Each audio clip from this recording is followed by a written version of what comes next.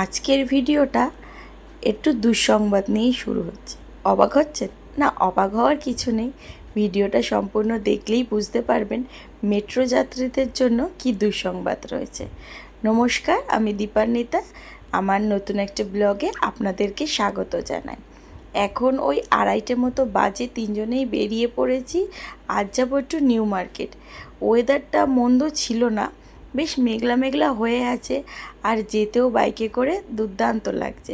চলেন, এই যে এখন আমরা মেট্রো স্টেশনে দাঁড়িয়ে রয়েছি, আর অঝোর ধারায় ঝরছে বাড়ির রাশি। আসলে এইখানে দাঁড়িয়ে থাকার পেছনে একটা দুঃখজনক ব্যাপার রয়েছে। যারা কবি সুভাষ টু দক্ষিণেশ্বরে মেট্রো ট্রাভেল করেন বা অফিস বা স্কুলে যায়, তাদের জন্য দুঃসংবাদ। কবি সুভাষ থেকে প্রায় অনন্তকালের জন্যই মেট্রো সার্ভিস বন্ধ রয়েছে। যত সম্ভব শোনা গেছে ওখানের যেই জমিটা, ওটা অনেকটা ডাউনফল হয়েছে। ওই কারণেই এখন ওর রিপেয়ারিংয়ের কাজ হবে। প্রায় 6 থেকে 7 মাস মতো হয়তো লাগবে মেট্রো সার্ভিস আবার কবি সুভাষ টু দক্ষিণেশ্বর হতে। তো আমরা কালকে গেছিলাম, আর কাল থেকেই সেই সমস্যাটা শুরু হওয়াতে ভীষণ রকম বিভ্রান্তিতে পড়ে গেছি। আর একটা বিষয় জানানো উচিত আপনাদেরকে, আপনারা যদি মেট্রো সার্ভিস উপভোগ করতে চান তাহলে সেটা ক্ষুদিরাম মানে ঢালাই ব্রিজ থেকে অ্যাভেলেবেল রয়েছে দক্ষিণেশ্বর পর্যন্ত। তো যাই হোক, মেট্রোর কথা তো অনেক হলো, এইবার আসি নিউ মার্কেটে। আমরা আসার পর থেকে এমনই বৃষ্টি এসেছে যে দেখেন, যে যে জিনিসগুলো কেনার জন্য আমাদের এখানে এত দূরে আসা, তার কোনোটাই মন মতো কিনতে পারিনি। আর এমন বৃষ্টি হলো যে সারাটা সন্ধ্যা পুরো মাটি করে দিল। এখন আমরা হক মার্কেটের ভেতরে রয়েছি। দু একটা ক্যান্ডি কিনেছি। ইচ্ছা ছিল ওই লুজ বিস্কুটগুলো কেনার, কিন্তু ওই যে ফ্লেভারফুল বিস্কুটগুলো এখন অ্যাভেলেবেল নেই, কারণ এখন বর্ষাকাল।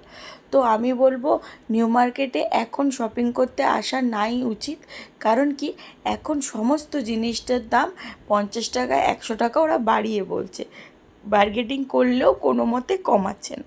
তো আমার মতে বলে ঠিক আগস্টের পর থেকে যদি শপিং করতে আসা যায়, আমার মনে হয় বেশি ভ্যারাইটিস অফ কালেকশন পাওয়া যাবে।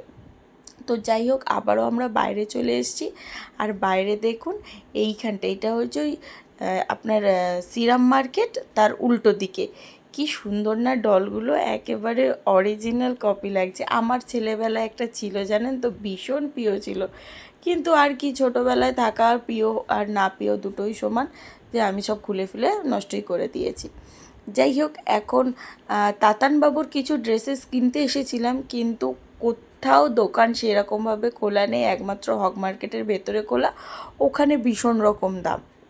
যাই হোক, চলেন ওই নিজামের ওই দিকটা জামা কাপড় পাওয়া যায়। একবার রাউন্ড মেরে এসেছি, বৃষ্টি পড়ছিল, বন্ধ ছিল। এখন বৃষ্টিটা একটু ধরেছে, চলেন দেখি আবার খুলেছে কি না। দেখেন কি অবস্থা, নিউ মার্কেট কত ভিড় থাকে, কিন্তু এখন লোক হাতে গোনা যাবে, এতটাই ফাঁকা। আর জিনিসপত্রেরও দাম ওরা চড়া করে রেখেছে, যেহেতু লোকজন কম আসছে। আর সবথেকে বড় কথা, এই মার্কেটগুলো সবথেকে বেশি বিক্রি করে আর কি বাংলাদেশি লোকেদের কাছে। এখন বাংলাদেশি পর্যটকের পরিমাণ আগের চাইতে অনেক কমে যাওয়ায় নিউ মার্কেটে ভিড়টা কিন্তু ডাউন হয়ে গেছে। যাই হোক, তাতানের জন্য একটা জুতো কিনবো, তাই এইখানে এসেছি। এই যে উপরে যেই বাচ্চাদের জুতোগুলো দেখতে পাচ্ছেন, সবই দাম 200 টাকা। কিন্তু ওর তো শপিং হচ্ছে দুর্গাপুজো, তো এই জুতোগুলো পরে তো আর দুর্গাপুজোয় বেরোনো যাবে না, তাই ওই জুতো নিয়ে নিই। একটা বুট নিয়েছি, পরের ভিডিওতে আমি ভিডিওটা দেখিয়ে দেবো, মানে কী বুট নিয়েছি সেটা দেখিয়ে দেবো। আবারও বৃষ্টি স্টার্টিং হয়ে গেছে। বাচ্চা নিয়ে কোথাও বেরোলে যে কতটা হ্যাপায় পড়তে হয় আমরা আজকে রিলেট করেছি। যাই হোক, তাতানের বাবার তো হাত পা পুরো ব্যথাই হয়ে গেছে, আমরা কিছু খেতেও পারিনি, 2 ঘন্টা মতো হয়ে গেছে। এইখানে এসেছিলাম হালিম খাওয়ার জন্য। আমি এর আগে কিছু ভিডিওতে দেখেছি, এখানে বলেছি উইদাউট বিফ হালিম বিক্রি হয় ভিডিওতে, কিন্তু ওটা মোটেও না, ওটা কিন্তু বিফ হালিম ছিল। তো যাই হোক, আমরা এবার বাড়ি ফিরি, ভিডিওটা এখানেই শেষ করছি।